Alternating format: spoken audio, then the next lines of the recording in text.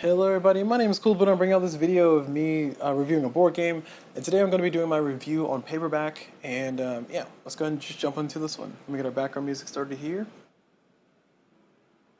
There we go, because you know a little bit of background music. And as far as everything goes with Paperback, Paperback is a game that essentially it's a deck building game where you're building words. It is a game that, I don't know, I have a lot of feelings about. I'll try to get to those towards the end, but first, let me go ahead and zoom out and talk about how we play the game first. So let me try to get our air under control.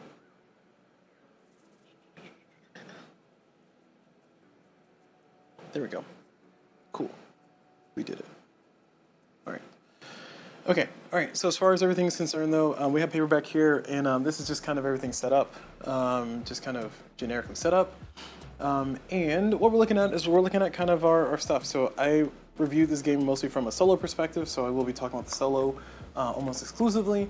But the solo mode that comes with the 10th anniversary edition is just one that has a few different special things. So I'm going to explain the solo setup, and I'm going to set the solo up, and then I'm going to play like 2 or 3 rounds of the solo. And then we'll talk about everything else at the end with my things that I like, things I didn't like, and we'll talk more broadly about everything else.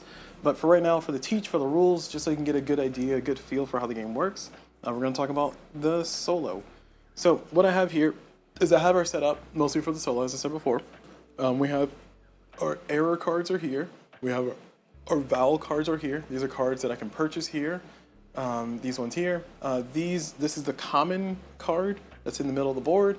It's placed there. I can use this in my words. That'll make more sense as I go along. We have off to the side. Actually, I'll just go ahead and bring that over. We have off to the side over here on the other camera. We have over here, we have our area that we're going to be competing in. So when we're playing solo with this particular mode, what we're going to do is we're going to have a certain build. We're going to have a certain build out. And we're going to take these cards, which are called fame cards, and we're going to put them on the corners. I kept calling them frame cards, but they're fame cards. But I'm going to put them on the corners like that of the secret layer. And this is solo only. Again, I'm explaining solo rules. I'm not explaining multiplayer. And then we're going to take these cards these cards that we put on the corners. These are the 11 cost cards, as you can see there. And these ones here are the 8 cost cards. And I'm going to compact this a little bit so I can save a little bit of space. You'll see why in a second. And all this is showing is just showing our map that we're on. Now this map is going to have a few different rules for it. More specifically, the goal for me is to unlock the secret layer, and I'm going to be playing as the spy here. I'm the little blue marker there. That's me. And my enemy is going to be the mad scientist, I think, or the villain, whatever they call him. And the villain's going to be moving around placing these cubes on these cards, and these cubes are called pressure cubes. And these pressure cubes essentially will trigger the end of the game. If any one card has 4 pressure cubes on it at any time, the game ends immediately, and a loss for myself. And what I need to do is I need to essentially move around the map, and I need to remove pressure cubes.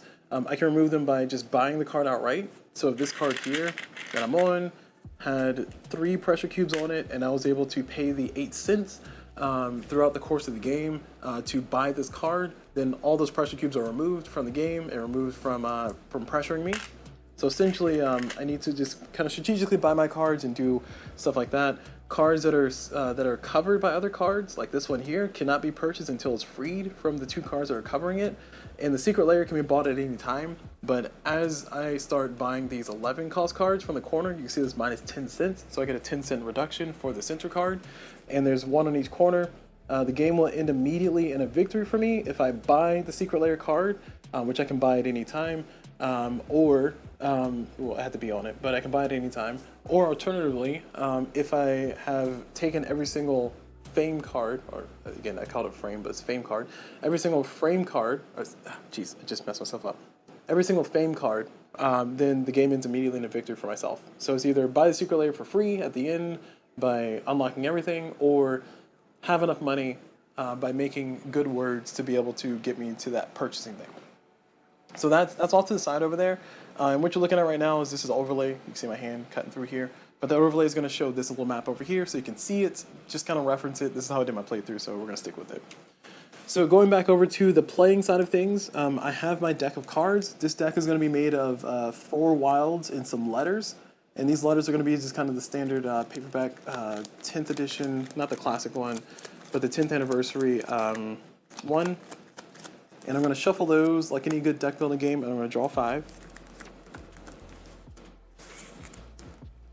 Like so. Now I have a hand of cards. Ooh, that's a terrible start. I'll explain why later. And then over here on my cards that I can buy for solo, again, I'm explaining solo rules, we are going to essentially draw 2 and place them face up. Now it's going to be a little bit confusing, or hopefully it won't be too confusing, but it's going to be a little bit compact because I'm trying to get everything on camera so it's somewhat readable, somewhat visible, you can see everything, which is why, I have the little overlay there. And these cards over here are going to be available for me to purchase as I go along.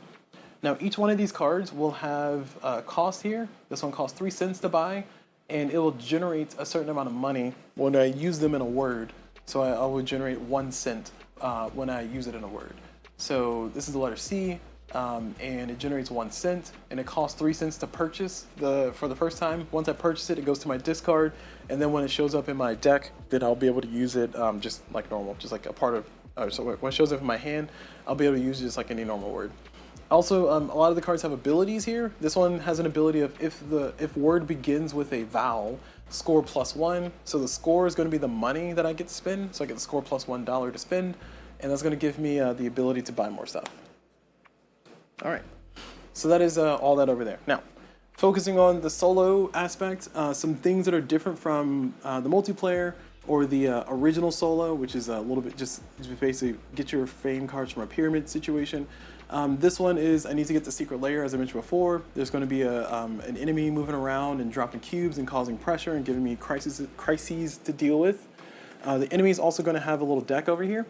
And this deck of cards for the solo mode are going to be made up of basically a bunch of generic cards that they're going to have for controlling the AI, controlling the enemy. And then they're going to have a special card here, and the special card is going to be the level of the card. There are 4 different levels or 4 different ranks, with rank 1 being the easiest, rank 4 being the hardest. So rank 1 has an ability here. This is Catastrophe. You can see here, I'll explain how the card works in a second, but this one has an effect. This one has a different effect, like so. And just to explain how the cards function, what they do is whenever the card shows up, we will flip the card at the top of the round, essentially for the enemy. We'll see what things are blocked for me, and then we'll trigger this text after I take my turn, essentially. That's generally speaking how that works. I say generally speaking because it's a little bit different. So for this first example, we're going to use rank 1. We're going to shuffle that in. So we're going to take the rest of these rank 2, 3, and 4. We're going to throw those in the box because we will not be using them in this game. And then we're going to take the deck of other cards here that the enemy has, and we're going to shuffle those into the solo enemy deck. I'll put that right there. And then we have these 4 cards here. These 4 cards are going to be cards that I'm going to be able to use to control what I can do. These are going to be my ability cards, so I'll put them over here on the overlay. Oh, it's kind of ghosting, but it's fine, it's there. You can see the text just enough. And these cards have an ability at the top. They have a name, they have an ability, and then they have an upgrade side. So during the course of the game, I can upgrade them to let me do some extra stuff and extra special stuff once they're upgraded. But there's 4 different abilities for me to do. This one, Dead Drop, allows me to move on the grid over here, and I'll explain movement in a second. But it allows me to move around, and then it gets me $1 extra for this turn. This one here, Counter Intel, has these boxes, which is probably more visible over here. Has these 4 boxes, and essentially allows me to move 1 space and then remove a pressure cube from any space and place it on one of the empty boxes. As you can see, there's a limit. I can do it 4 times per game, essentially. But once I upgrade it, it allows me to do the same thing, but when I upgraded, I get to wipe all the cubes that are here, and then essentially I get to remove a cube from the board over here for every cube that I've removed. So it basically gives me like a really cool ability, so I can kind of stock it up, save it for like a really big bad time, and then have fun from there. So different abilities will give me different effects, and I'll get to choose to do one of those. I'll get to choose to do one of those every round, assuming that it's not blocked off. And I'll explain, that'll make more sense here as we go along. So I'm going to go ahead and, instead of explaining more, I'm going to go ahead and start playing. So first thing I'm going to do is I'm going to be at the start of the game. So we have my cards here. I draw my cards already. Top of the round, we're going to draw the enemy's card, and the enemy is going to get a cloak and dagger. So this one says I cannot use dead drop this turn. So I take this little X marker here, this little X marker, and I put it on the ability dead drop. Oh, you didn't see me do that. I put on this ability dead drop, and that means that of these abilities that I'll choose to do whenever I get to do my turn there, I cannot use that one this round. So that's what that means. There. Oh, hello. Oh man. Hello, Seth G. Stewart. There you go. I think I got that right. Nailed it. Yes. Oh, sorry. For those who are watching on YouTube, I do live stream on Twitch. Twitch.tv/CulBlu. CulBlu.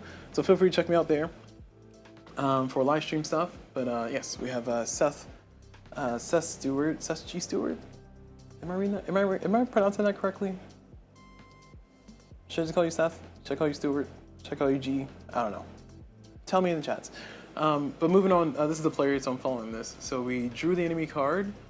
They blocked our thing. Now we get to play our turn as normal for Paperback. So playing our turn as normal for Paperback means that I'll get to take my hand and I'll get to spell a word. Now, I can use all the letters in my hand. I can use summon letters in my hand. It has to be a valid word. And I can also use this common letter. When I use this common letter, I'll get to take its value if I use it, which is going to be a value 1, and add it to my total money that I can spend this round. But otherwise, I don't have to use it. It's not compulsory for me to use it.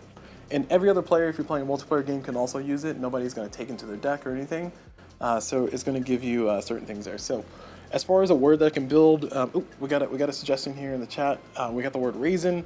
So R-A-S-I-N. These cards here are wilds. So we'll do that. So R-A-S-I-N, raisin. Actually, let's do raisins with an S. And I don't know about you guys, but I'm really bad at spelling. So as a result of that, I like to use a Scrabble word checker. So this is just to check the word, make sure it's valid.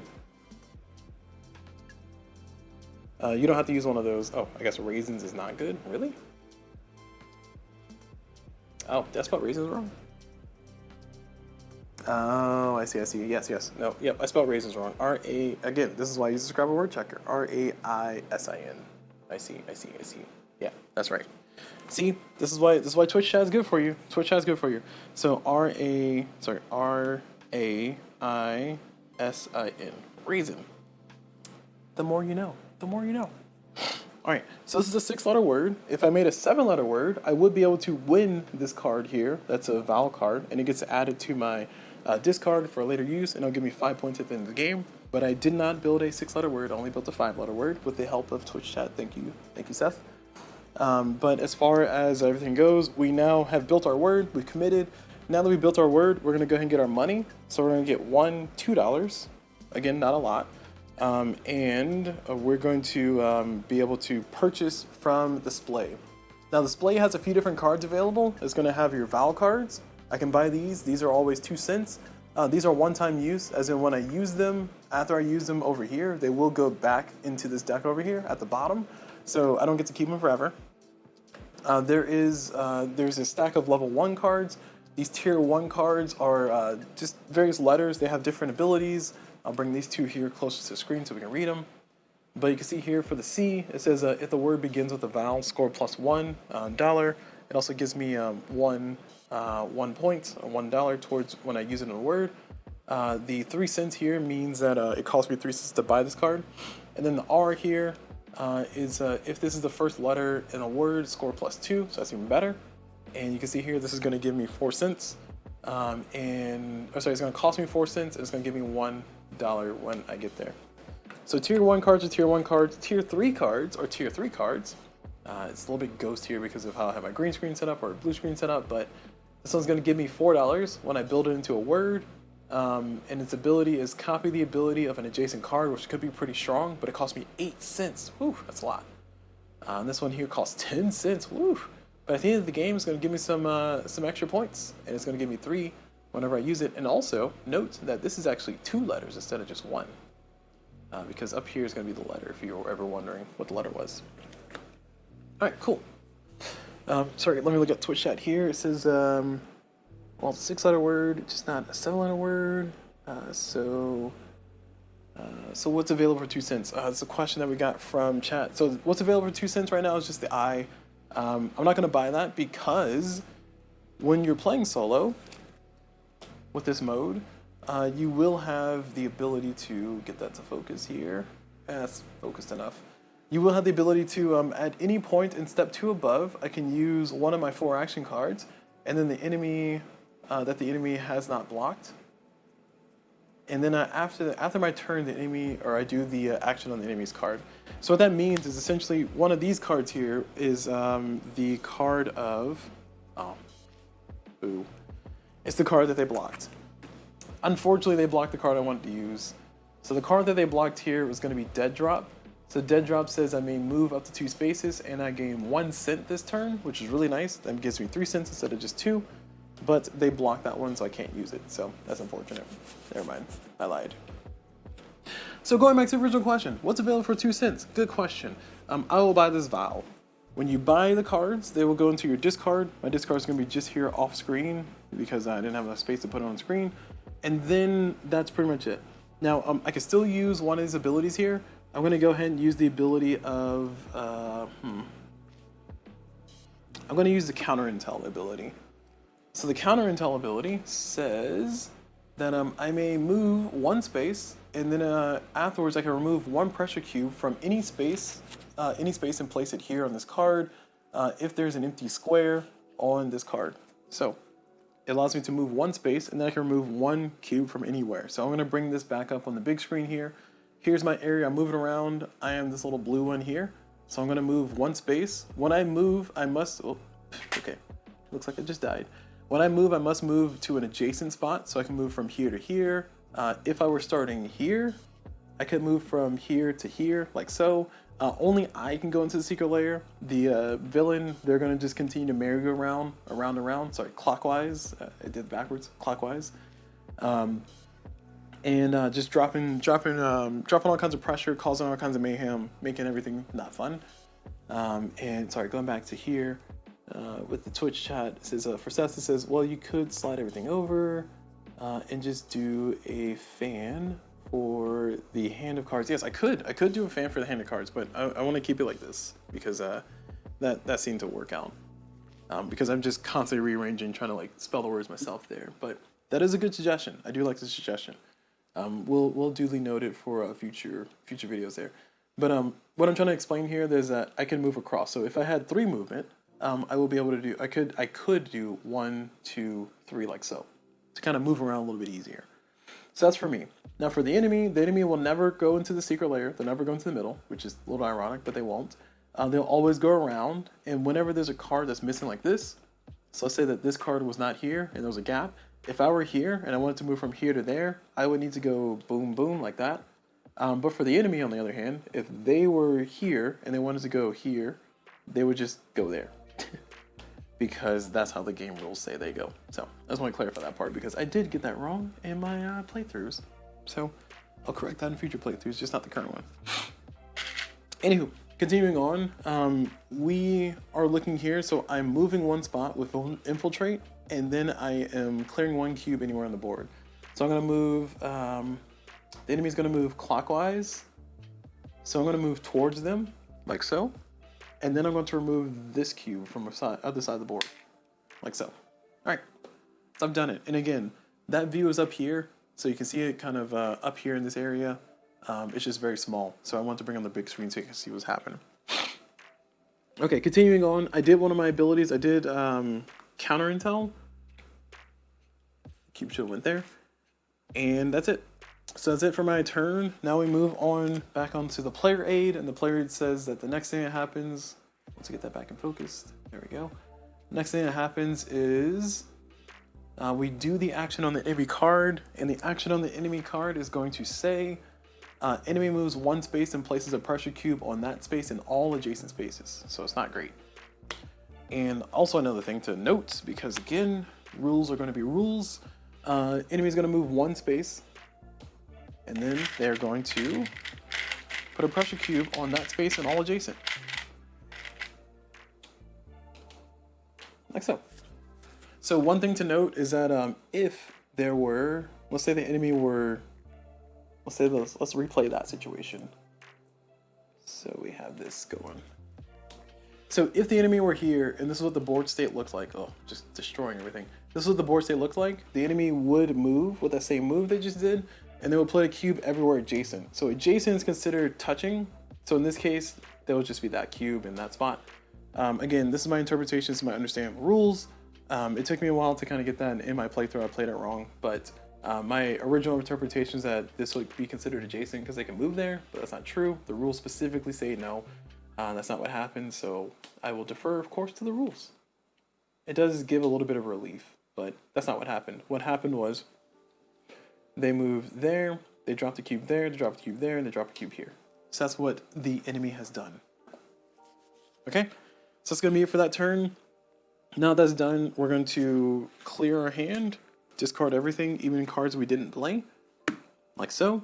And then we're going to draw 5 new cards. Like that. Oof. Oh my gosh. Oh, what is that? All right, and then we're gonna draw. We're gonna start the next round. Next round, we're gonna draw the next enemy card. This one's gonna be evade any tails. So first, it tells me that I cannot use infiltrate this round. So no infiltration this round. And then when the enemy gets to do their move, they will move 3 spaces and put a pressure cube on each space they move to. So just kind of spreading a lot of pressure on me. Not great at all. So knowing that the enemy is going to be doing some nonsense, I gotta spell some words. So I see the word pants with an L. Oh, salt is a word. I'm gonna go with pants, but salt was a good suggestion. So P-A-N-T-S, pants. I don't know if I can throw an L in there somehow. Ooh, plants. Yeah, plants is better. Boom. Yes, easy. C-P-L-A-N-T-S. With our powers combined. Again, this is why it's always good to have like a second mind and second person help. All right, we got plants. So we got plants, and that's going to give us 1, 2, 3, 4, 5, 6 points. And then it says if you use all, or if word uses all cards that are in my hand, does not include that, but I included that one, so it just doesn't really change the effect. Here's all the cards that I have in my hand. Then I get +1 to my score, and this one says if you have another S in your word, +1 card next hand, so I get to draw an extra card. Unfortunately, I don't get that, but whatever. So here we are, 1, 2, 3, 4, 5, 6 letters in our word. Money-wise, we have 1, 2, 3, 4, 5, 6, and then 7 because of this. So we have 7 money, which is a lot of money, and we can do some really cool stuff. So I think we will try to do some cool stuff. Let's see, the enemy's going to be putting a bunch of cubes everywhere. So I'm going to go ahead and try to buy my first card, because I think it'll be beneficial for me to have a wild available.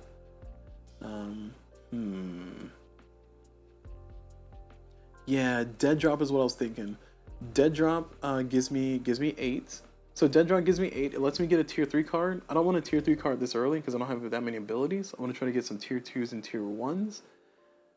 But sorry, the suggestion that was made by Seth there was that if I get dead drop with 7 cents, that'll give me an extra $1 so I can get a tier 3 card. And that tier 3 card can give me some abilities. Although IS, it's 10 cents. Never mind. I'm nowhere close to 10 cents. Let me see. These ones up here are available for me to buy. I can't see them from that angle, so I'm just angling it here. For each card left in hand, draw +1. Oh, yeah, I'm gonna get that. That's one of the best cards, in my opinion. That H is a really good card. All right, that cost me 7 cents. Ability-wise, I can still use an ability. I cannot use Infiltrate. So I think I'm gonna use. Enemy's gonna be causing a lot of problems over here, so I think I need to get over to that card. So I'm gonna go ahead and use on the move. It's gonna let me move 3 spaces, and then fame cards cost 1 less cent. So I'm here, so I'm gonna do 1, 2, 3, and I'm just gonna be over there because I need to be over there. And that's gonna give me some stuff. Oh, sorry, the statement for H. Sorry, because you guys couldn't read that very well. So the statement for H is for each card left in hand, +1 card next hand. So essentially, if I can make a 2-letter word like ha, then it'll allow me to just have a bunch of cards next round. I don't have a lot of cards that are going to be that great, but it's going to be really, really strong. And I found that the H card is pretty strong in general, or that ability in general is really strong. So I'm done with my turn. The enemy's gonna do their stuff. They're gonna move 1, 2, 3, and they're gonna put a cube on every spot they move to. So cube here, cube there, cube there.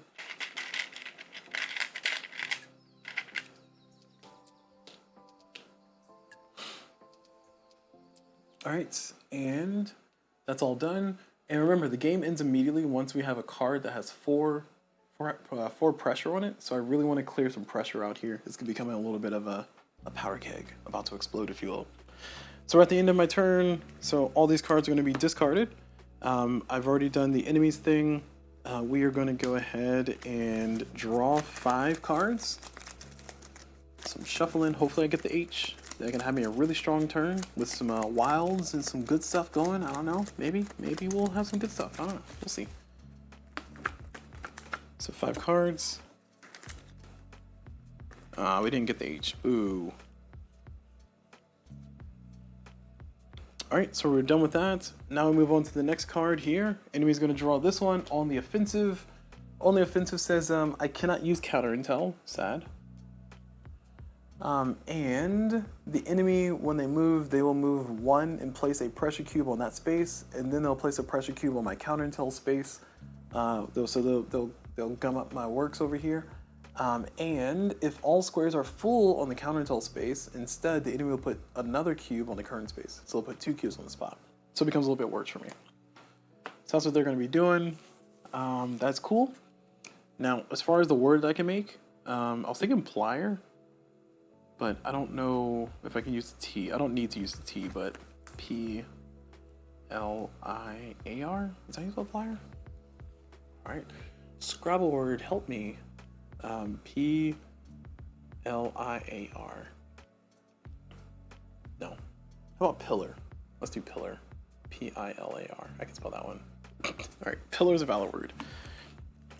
P-I-L-A-R. And yeah, I feel like I can use all of them. So one of the comments here from Seth is you can use all of them probably. Yeah, I feel strongly that I could probably use all of them.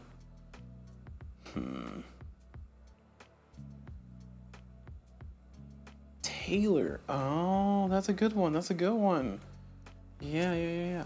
T A L. Wait.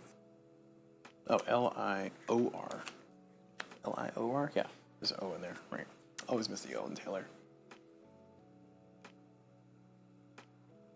Yep, Taylor is a valid word, of course. All right, so we use all the letters. Thank you, Seth. Thank you for the help. Oh, I got the letters mixed up. What? I mean, it says valid. That's what I typed in. Let me see. Oh no. I typed it in right, but I spelled it wrong. T-A-I-L-O-R. Yes, correct. You are correct. That was a correct correction there.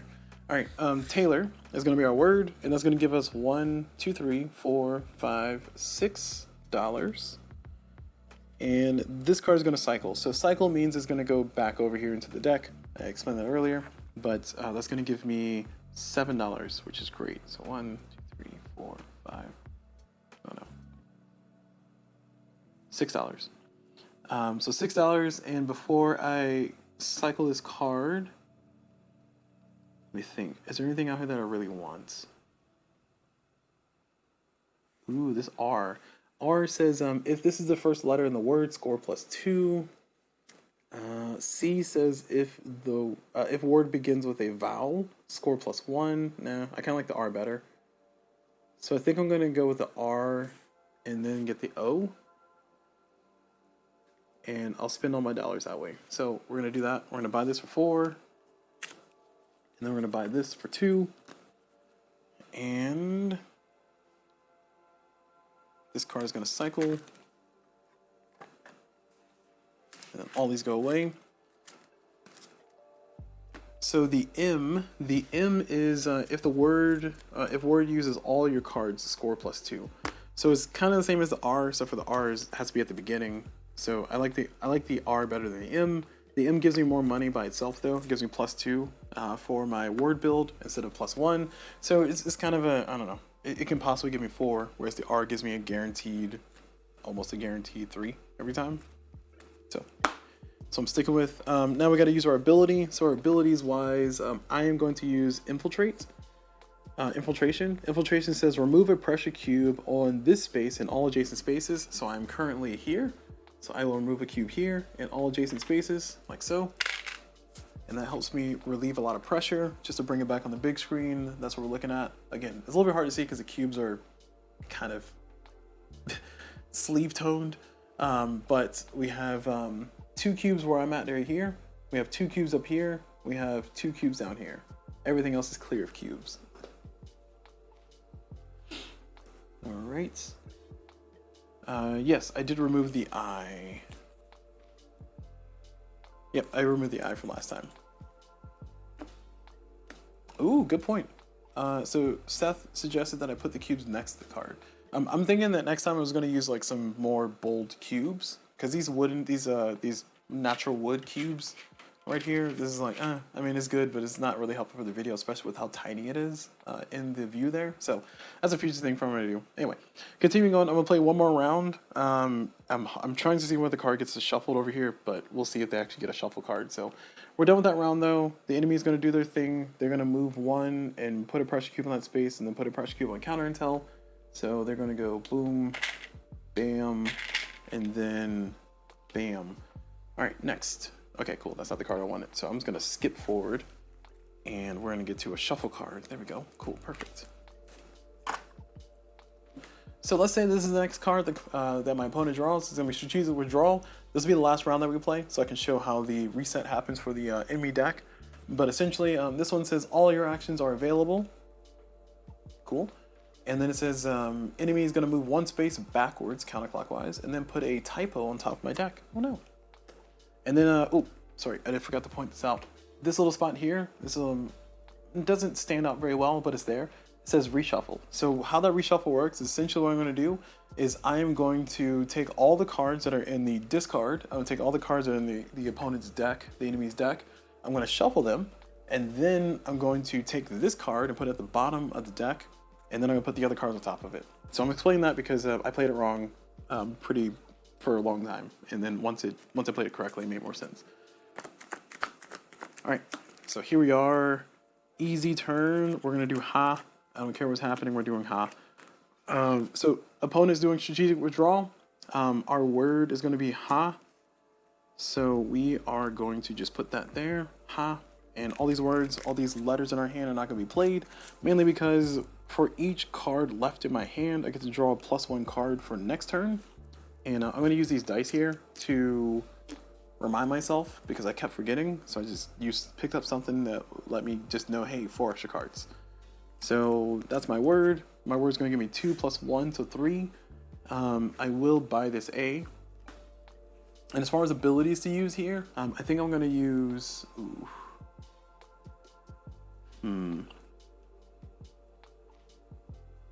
I think I'm going to use Infiltration again. It's going to only let me remove 1 cube, but it's clearing cubes, so sure.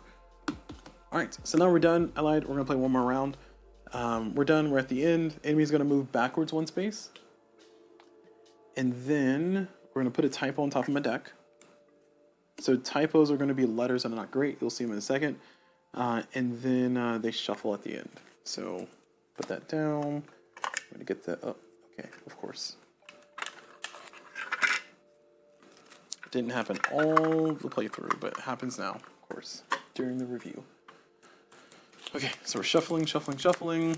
Now the enemy deck will always have 2 shuffle cards. One's going to be strategic withdrawal. The other one's going to be the tier card that they have, the level that they are.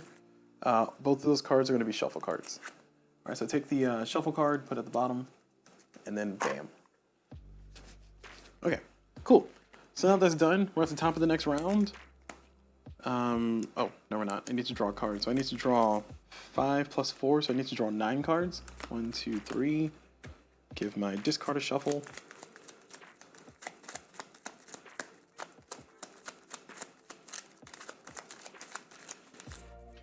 Four, 5, 6, 7, 8, 9. And we got a lot of letters here. Hopefully we have an explosive turn. Yeah, that's a lot of letters. We're gonna put the wilds over here.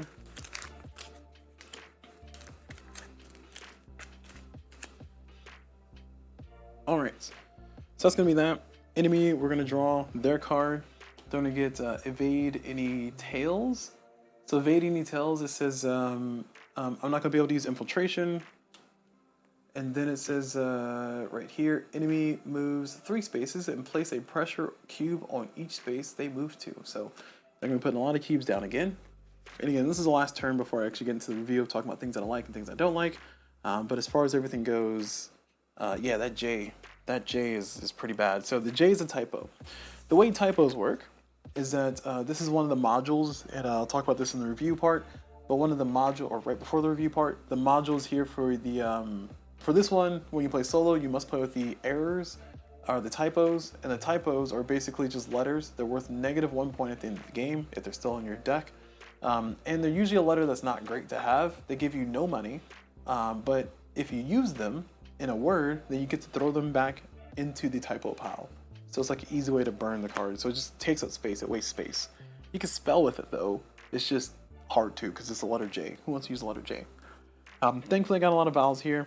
I'm going to cheat here because I just want to have fun with this, and I'm going to use a Scrabble word thing, because again, this is the last turn. I'm not going to play anymore past this. I'm going to go into the review part of things.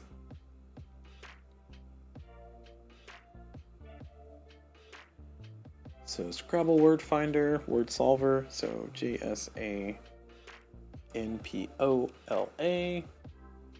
and Scrabble word finder says okay, all right, well, that J does make it very difficult, doesn't it? Okay, so the word that I got, let's see, let's go with this one. J-A-L, no, that's not an L. J-A-L-A-P-S.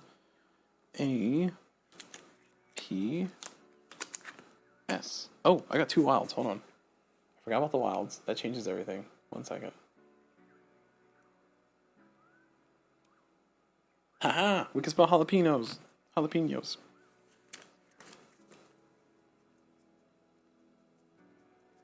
Yeah. So J-A-L-A-P-E.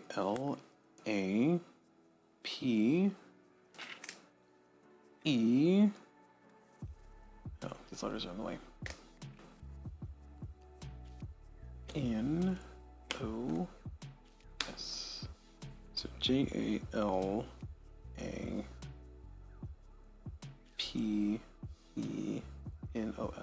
Jalapenos. All right, so we got jalapenos. So jalapenos or jalapenos. There you go. Yes, so I will be able to collect the 8, so that's a good thing a good reminder there. So I did not use this wild here. It's going to get discarded eventually at the end of the turn, so I'm just going to go and throw it in my discard now. Looking at my score is going to be 2, 3, 4, 5, 6, 7, 8, 9. So I got 9 points there. So I got 9 points. We look at the abilities here. If you used all your cards, +1. I did not use all. If you have another S in your word, then you get +1 card next turn. I do not have another S in this word. So that's it. I have $9. I'm going to go ahead and throw away or cycle my vowels that I used. And because I used 7 letters or more, I made a word with 7 letters or more, we will earn this card here. So earning this card means that this card is going to go into our discard. We got it. And when you're playing solo, when you trigger the vowel, when you get to your letter here, we're going to notch that down. So next time when we do 8 letters, we'll earn that one. These cards are worth 5 points at the end of the game, these common cards. And when you're playing solo, you get to also upgrade one of your abilities here. So the abilities have different effects, different things that they do. Given that I have $9, I'm going to go ahead and upgrade a big card here. And by that I mean I'm going to upgrade this card. Dead drop. So dead drop, that's difficult to see, but it's fine. You can see just enough. Dead drop normally gives me, lets me move 2 spaces and gain $1 this turn. But when I upgrade it, it allows me to move up to 2 spaces and gain 2 cents this turn. And then when I upgrade this card, I gain 2 cents for this turn, regardless of whether I use this action or not. So in hindsight, I can actually do something else. So I am going to upgrade this card, and that's going to give me 11 And just a reminder here, thank you, Seth. Yes, the typo is going to go away, thankfully, because I did use it. And going into here, though, I have 11 total to spend. I could potentially get 2 more and get 13, but 13 is not going to serve me much. Oh, but I could get an 8. Yeah, you know what? We'll do that. We'll get 13. So we'll use this ability.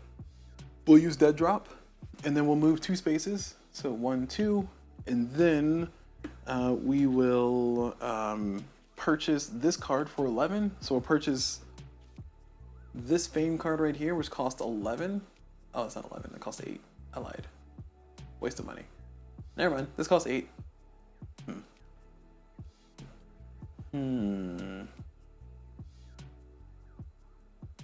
Sure. We'll commit to it. We'll buy this card, which costs 8. So I'm going to take these 2 cubes here and throw them away. And when that happens, because I bought a card that we both were on, what's going to happen is I'm going to move to a adjacent card of my choice, and the enemy is going to move to an adjacent card of their choice. I'm just going to move us both back here, because why not? This card here is a wild card. It will go into my discard. Note that this card will have no money is going to give me, so it's a wild card. I can use whatever letter I want, which is great, but it's not going to give me much money unless I get some other cards that will give me some stuff. So I need to be very careful about how many of those I acquire and how fast I acquire them, which I think is a really cool thing, which I'll talk about the pros and cons. Get the rest of these out of the way. So I spent 8 out of the 13 that I had, so I have 5 left. So with my 5 that I have left, I'm gonna go ahead and just buy this L. I'm gonna go ahead and, as they say, take this L. A suggestion for a Fame card plus the C. I kind of like the L. Well, actually, let me take it back. The cheaper cards, though they are only cheap cards, they do still have reasonable abilities. And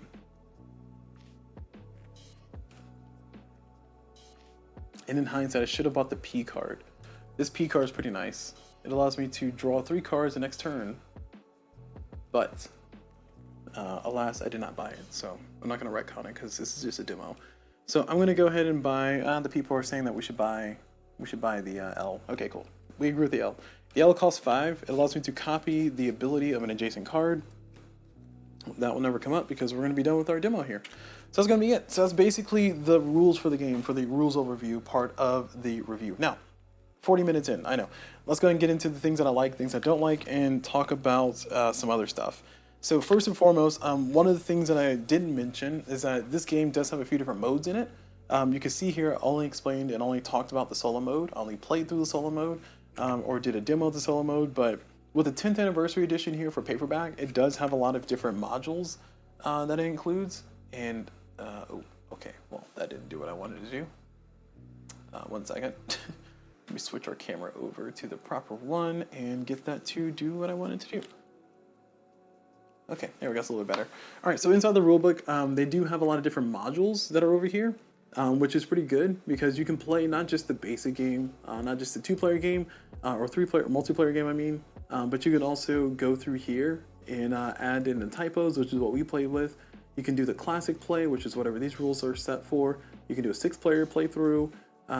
You can have different common cards, and you can also add some house rules over here. It just gives you a lot of variability, which I think is pretty cool, and I think it's pretty nice. And on top of that, you have different modes. So you have the co-op variant, which is the original solo-ish variant, I guess, if you want to call it that, where you basically just kind of build a pyramid of cards with these being 5 cent Fame cards, these being 8 cent, these being 11 cent, these being this one being a 17 cent Fame card. And your goal is to basically buy the 17 cent Fame card. Once you do, the game's over. And you kind of do a similar thing of putting cubes on a card. Once you have a 5th cube, once you place a 5th cube on a Fame card, then the game's over immediately. Oh, I lied. It says lose if 4 cubes on a card. Okay, never mind. 4 cubes. So essentially, just kind of doing that. At the end of every turn, you have to put a cube on one of the showing cards here that are not fully covered, or sorry, that are no, just showing cards. So once you buy this card, then you can start putting cubes on. Actually, is that true? Hold on. I have to reread the rules. Anyway, I vaguely played it on the app, and the app was handling everything for me, so I didn't have to pay much attention to the rules. But read the rules for the quad variant.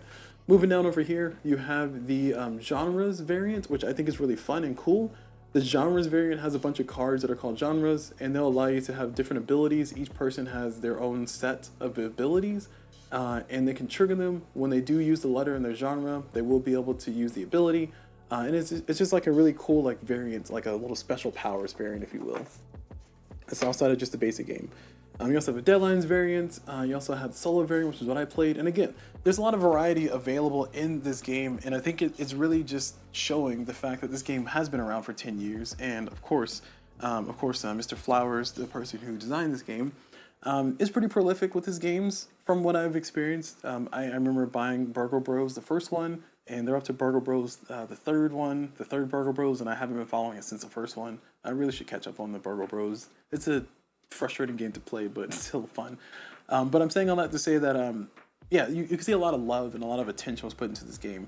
And I'm putting this into the pros here of mainly there's a lot of variety, there's a lot of different ways you can change up the game. And yes, it is kind of a word game, you have different abilities and powers, but it feels like this game gives you a lot of tools to deal with being in a jam, to deal with being in a dire situation.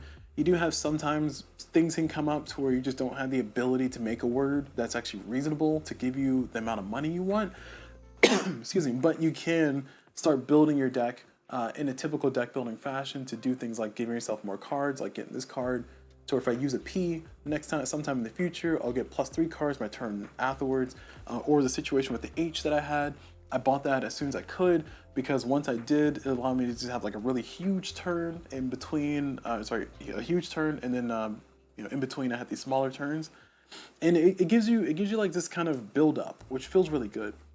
So I think that's a huge plus, especially for a game that is a deck builder, to where you're building your deck, you're trying to become more powerful, more strong. You're trying to get more money so you can actually buy bigger things. And your reward that you get, besides victory points for the end of the game, your reward that you get during the game is going to be wild cards, and it's kind of that Dominion kind of Dominion the card game kind of give and take, because it's like how soon do you start investing in those fame cards to start getting towards the end of the game, because it gets you closer to the end game, yes, but also those fame cards will start clogging up your deck, and though they are wild letters. They are just wild letters with no abilities, no special powers, no money that they give you. They're just wild letters. So, you can rush over here, and then like buy. Oh, sorry. Well, that's not the view I wanted. You can rush over here and you can buy all these cards except for like maybe the expensive ones. But when you do, that's gonna be four of these $8 cards clogging up your deck, getting in your way, getting between you and your abilities, your cards with abilities. So again, it becomes a game of like, can you make really good words? And if you can, do you want to make good words with what's out here? Can you get to a vowel that's going to really help you out? Because like if you have an A here, the question becomes is, do you want to build a big word to keep that A, or to take that A away, or do you want to keep that A here? Because this is a free letter. Now that this is a U, it's still a vowel, but U is less useful in a lot of words than an A, at least from my mind of how my brain works. You can also just buy temporary vowels that you'll be able to use once, but the question is, will the timing work out? And there's a whole bunch of decision space created by making a word game in a deck building game, and I appreciate that greatly. Like, I think it's a lot of fun, I think it's great, and I will give it all the kudos in the world. Now, as far as things that I don't like, first and foremost, I hate word games. I absolutely hate word games. I don't like word games. I don't like them. I hate them. I don't like playing Scrabble. I don't like playing Words with Friends. I do not like playing any word games at all. The fact that I enjoy this game is really frustrating to me because I don't want to enjoy this game because in my brain, I'm saying this is a word game. I hate it. I don't like anything about it. Words suck. I don't like words. I don't like letters. I don't like spelling. I'm bad at spelling. Why am I playing this? And then when I'm playing, I'm like, I'm having a great time. I'm enjoying myself. So I'm putting into the cons because I have a personal bias against word games. But just know that this is actually technically a pro because even though I hate word games, this word game is one that I enjoy playing. I can also play it with my friends and family. I know my mom will love this game. I haven't had a chance to play with her, but I think she would definitely love this game a lot. My partner, I've sat down and played it with them, and they despise board games. They don't despise board games, but they try to avoid board games, especially ones I like to play. I like to play, but they, it's kind of just playing it, just test playing it, and they kind of, looked over my shoulder, was like, "Hey, what you doing?" And I was like, "Oh, I'm just playing this little word game, trying to make a word out of these letters." And then they said, "Oh, yeah, what about this word? Oh, hey, what about this letter? Oh, is that a wild? Okay, how about this instead?" And we ended up just sitting together playing the game for a good portion of it. And that was a lot of fun. And we had a lot of fun sitting down and playing it. Not two players, just me playing solo and them helping me out. We combine our brains and just kind of like we're doing in chat here with Seth here, Seth G. Stewart here in the chat and myself. Just between the two of us, hey, how about this word? I get the word, what was it, plan? I got the word plan, and then Seth saw the word plants, and it's like, oh my gosh, yes, that's better. And you just have that collaborative building. So I think this game to me is probably going to be always a cooperative game, because I think competitively building words, I'm not good enough. I'm not confident enough in my spelling ability to competitively build words, which is why I don't like Scrabble or stuff like that. But I think as a cooperative game, I think I probably would enjoy this a lot. So it's a con. I hate it. So I'm including my cons. But for everybody else who's listening, this is actually a pro. So I'm being realistic with what I'm saying, but personally, I don't like it. So therefore, it's a con. Another con about this game is that this game does feel like it drags on. As a deck building game, there's not a lot of culling cards, there's not a lot of killing cards out of your deck, and that is one of the killers for me in deck building games, is if I cannot build a lean, mean, efficient deck, then I feel like, it's like, oh man, I'm just dealing with this stuff. This is just filler. Why is all this filler here? Let me get to the fun part of the game. And it's a little bit difficult to really call that out for this game, because every letter can work, every letter can give you new words, and you can do different things with those letters. It just depends on how your brain works. It depends on, can you see the pattern? Can you find the word? Do you have enough of a vocabulary to find the word? But I do think it's still a con, because it means that you have a giant deck of cards where you have some letters that were really useful for you at one point, but now they suck. The tier 1 cards, they're not terrible, but they're definitely not as good as the tier 3 cards situationally. So early on, you want a lot of these cards so you can get some abilities, and then you can start leveling up with those other cards, but then you end up stuck with these like level 1 cards that are still kind of, hey, you get +1 card if you do this, versus, actually, let me just put 2 cards here on the screen, because I think I have a perfect example. Where's the other M? Hold on 1 second. There's an M card that gives you +1 if it's the first letter of the word. Here it is. So when you put these two words together, put these two letters together, I should say. Oops, I'm on the wrong one. Switch back over. This one? Yeah. So when you look at this letter M, this is a tier 1 card. So it's a tier 1 card. You expect tier 1 things from a tier 1 card. It gives you $2 when you build with a word. But here it says, if this is the first letter, draw a +1 card next hand. And then you compare that to this tier 3 card. So you think, wow, this is a great card. And then you compare it to this tier 3 card, which is the letter P. Draw 3 cards next hand. That's it.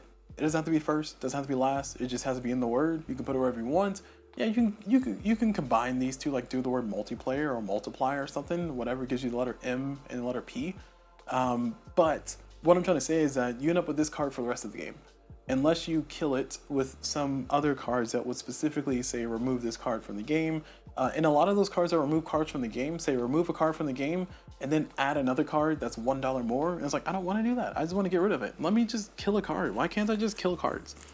So what I'm trying to say is that there ends up being a lot of bloat in a lot of the decks. Here's an example of what I was referring to. This end card here says you may trash a card from your hand or discard. If you do, gain a card worth up to 1 cent. And that is compulsory, as in you have to do that. And that kind of sucks, because I can use this to get rid of some of those not as great cards, but then I'll end up buying a bunch of vowels. So my starter cards, like this S here, will cost me 1 cent, or is a 1 cent card. So if I trash this card, then I'm forced to get a vowel. I mean, I guess I can choose to, well, I think it's still compulsory, as in I can't say I refuse. It doesn't say you may. It says, and then do this thing. At least vowels are only one-shots, but still, I don't want to have all these cards clogging up my deck. So I think what I'm trying to say is that deck efficiency is not a thing in this game. You just kind of have a bunch of words, and you start building you start building words with your words. So you start building words with your letters.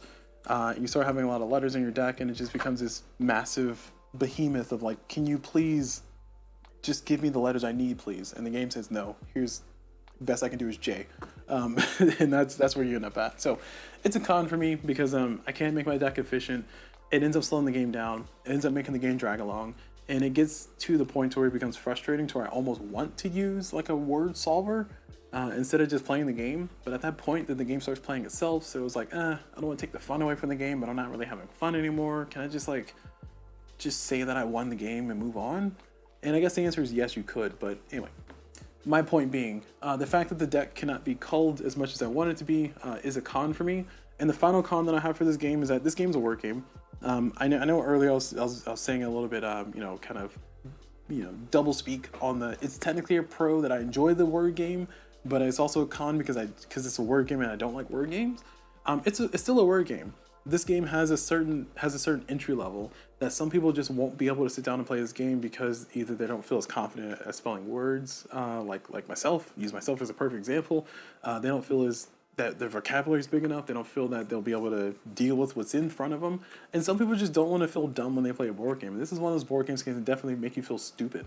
Like again, I had the word plant. I had the word plans. And then somebody said the word plants, and it's like, oh my gosh, I can't believe I didn't see that. And some people take that very personally. Some people take that to heart. It's like, I hate this. I can't even spell words correctly. I'm just like the dumbest person in the room. And it just makes people feel down upon themselves.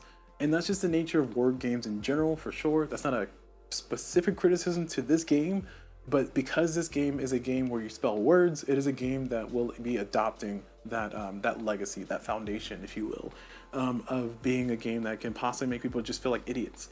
And people just don't want to sit down and play a board game with that. I mean, some people have trouble doing math, so they don't sit down and they don't sit down and play games where you do a bunch of math in, like something like Power Grid or something like that. And that's fine. That's fine, but it's still a con.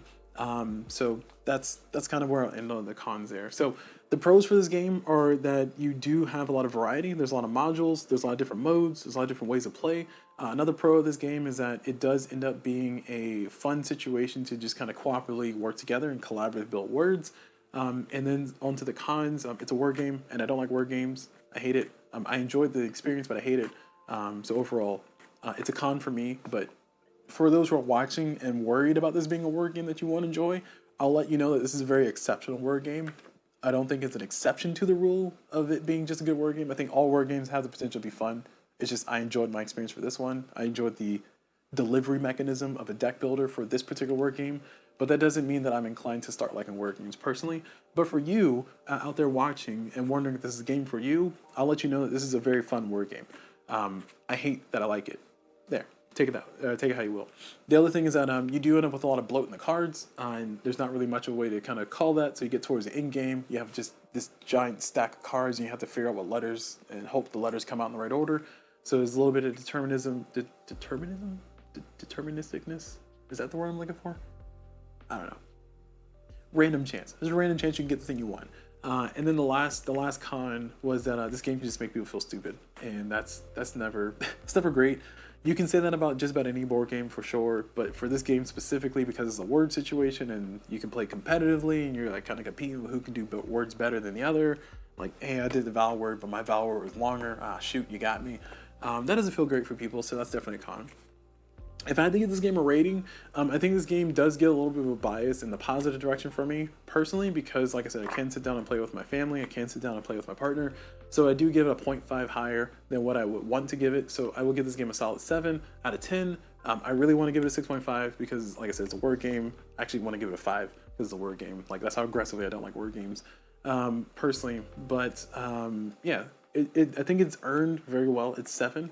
I think, especially if my family ends up latching onto it pretty well, and we can kind of sit down at a family night, just sit down and play this game instead of playing spades or checkers or something, or chess every once in a while.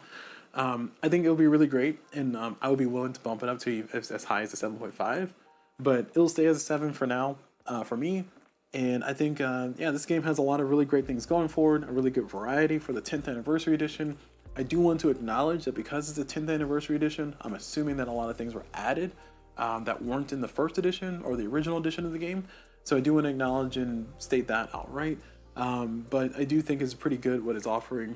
It gives me a lot of confidence for the paperback adventures. It gives me a lot of confidence for hardback, which is another game that's kind of a spin-off of this one.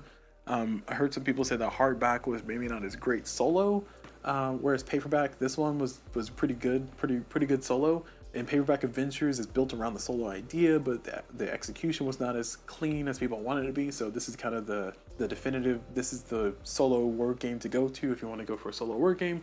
And because I play games solo, a lot of times I avoided hardback. I got paperback. Funny story, the reason why I got this game is because at one of my friendly local game stores I just learned about, is actually a friendly local bookstore that sells used books and used board games. I got this game for $10. So I was like, hey, even if I hate it, I spent $10 on it. I spent $10 total on this game that I think MSRP is for $40. So, you know, I'll count it. I'll count it as a W. I'll count it as a win. But I just want to explain to people who are wondering why me, somebody who hates word games so much, and all of my board games on my shelf, there are maybe 2 word games total, 3 if you count this one, and those 2 word games are party games that I don't play. Sorry, those word games are, I think, probably Telestrations. It's barely a word game, and I can't think of the other one, but yeah, I can't think of the other one. I was gonna say anything, but that's not a word game, is it? I don't remember. Anyway, I avoid word games. What I'm trying to say. Anomia. That's what I'm thinking of. Anomia is also a word game, but that's more like a knowledge game instead of a word game. But that's not the point. The point is, that's how this game ended up in my collection. I got it for $10. I enjoyed my experience a lot. So much so that I want to do a full playthrough. Want to do a little bit of a teach, make errors with my teach, of course, as I normally do. And kind of just talk about it, because I think it's great that there's a word game that I can sit down and conceivably enjoy someday in the future. Again, to my core, I do not want to like it, but I can't deny the fact that I'm enjoying my experience with it. Some things that I would like to trim around the corners of, like, maybe get a little bit more of a culling going on with your cards to get rid of letters that you really don't want to deal with, but they do eventually give you cards that show up in here. I don't think they show up frequently enough for me. But keep in mind that I'm kind of thinking about this from like a Star Realms perspective versus a Dominion or any other deck builder perspective, where Star Realms kind of gave you a base game Star Realms, at least. It gave you kind of like a very aggressive, like, you can go to this faction to cull your deck to all hell and have the most efficient thing in the world. And even to some degree, Ascension has some of that stuff in it too, depending on which expansion you play with or which version of it you play with. But that's not the point. The point is, this game's a deck builder. I think it's pretty fun overall. I have some of my qualms with it. I would recommend it. I would give it a solid 7 out of 10. Like I said, it does give it half a point in its favor to go from a 6.5, which is what I kind of want to give it a 5, but it goes from a 6.5 to a 7. Again, all the things I just reiterated. I'm trying to summarize it here, so just in case you skip to the end where I summarize things, this is a summary. Cool. All done. All right. So that's going to be it for this video, though. Let me know what you all think of this game in the comments, and let me know how you all feel about Paperback 10th Anniversary Edition. So that's going to be it. So thank you all very much for watching. Hope you all enjoyed it, and as always, I will see you all whenever.